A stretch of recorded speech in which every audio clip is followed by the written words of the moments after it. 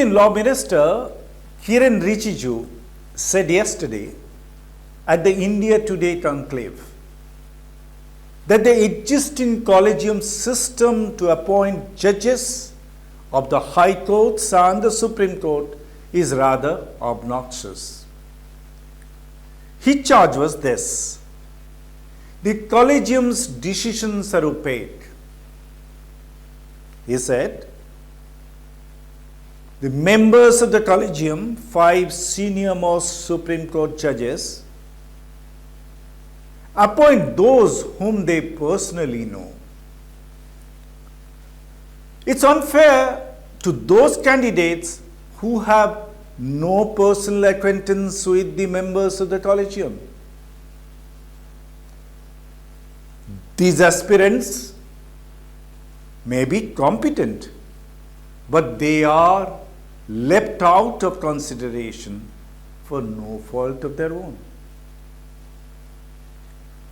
Only the fittest should be chosen for the higher echelons of the judiciary, Minister Rijiju said. The minister is right. There should be a mechanism to choose the fittest among all eligible candidates for selection as High Court and Supreme Court judges. But what is the prescription of the minister to remedy the situation?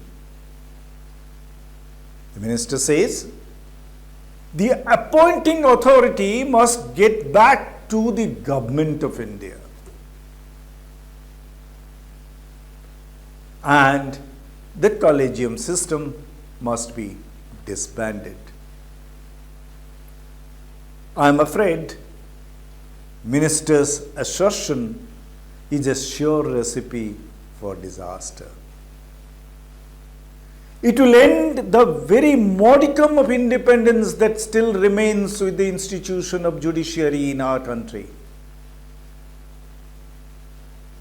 Can you see the game the government has been playing with regard to the appointment of those judges, even as the collegium exists? As per the established procedure, collegium only recommends the names of the judges for appointment.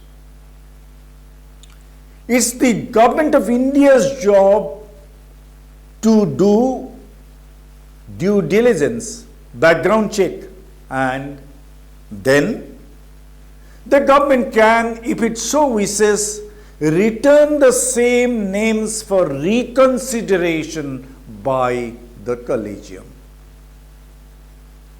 But the provision is, if the collegium stands by its earlier decision on the names, then the government is duty bound to notify them.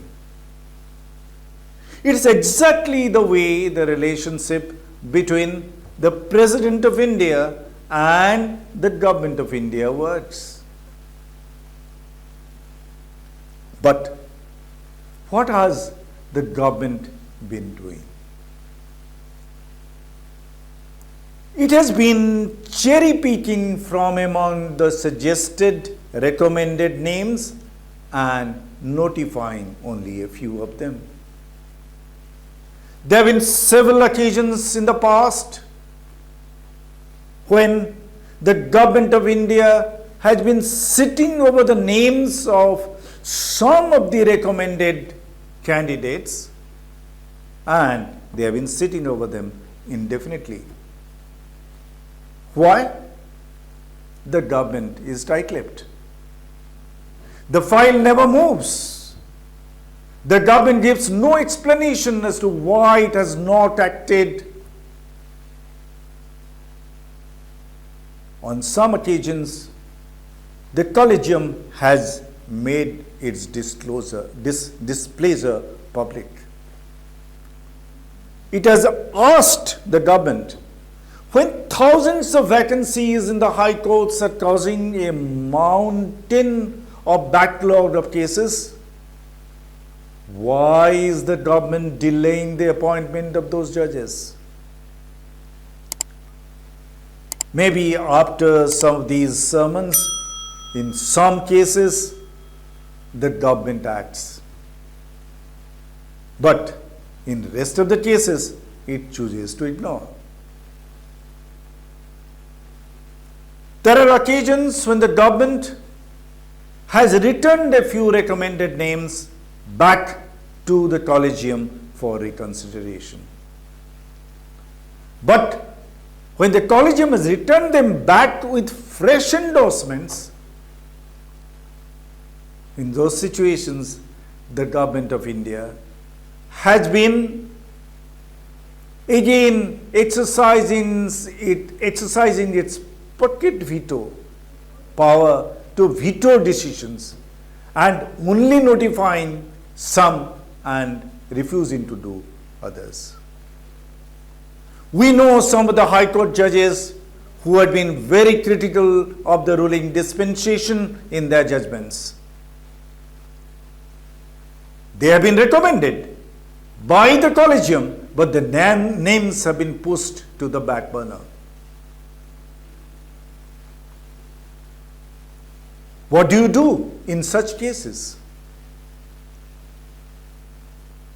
You can only remind and admonish, but it's the government's job to respond. Minister said yesterday that decision-making process in the collegium is opaque. The fact is, the government of India's own decisions are shrouded in greater secrecy. Has the union government ever come out with a clarification as to why it was holding back notifying the names recommended by the collegium?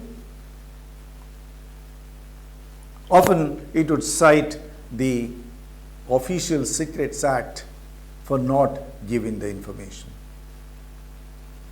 Those who hide behind the Official Secrets Act for decisions taken by them themselves should not chastise others about the lack of transparency. Yes, it can be demanded of the collegium to make it public the names they considered for selection and also state what stood out about the recommended names. That would ensure that the selections are not whimsical, that they are based on some sound and specific metrics. But handing over selection of judges to the government of India would end up creating a committed judiciary, committed not to the constitutional values of India, but to the ruling party of the day. Minister Rijiju says that in several countries the governments appoint the judges. Yes. And he asks, why should India be an exception? Yes, he is right.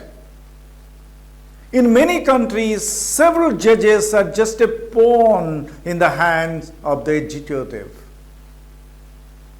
They virtually obey the command of the supreme leader.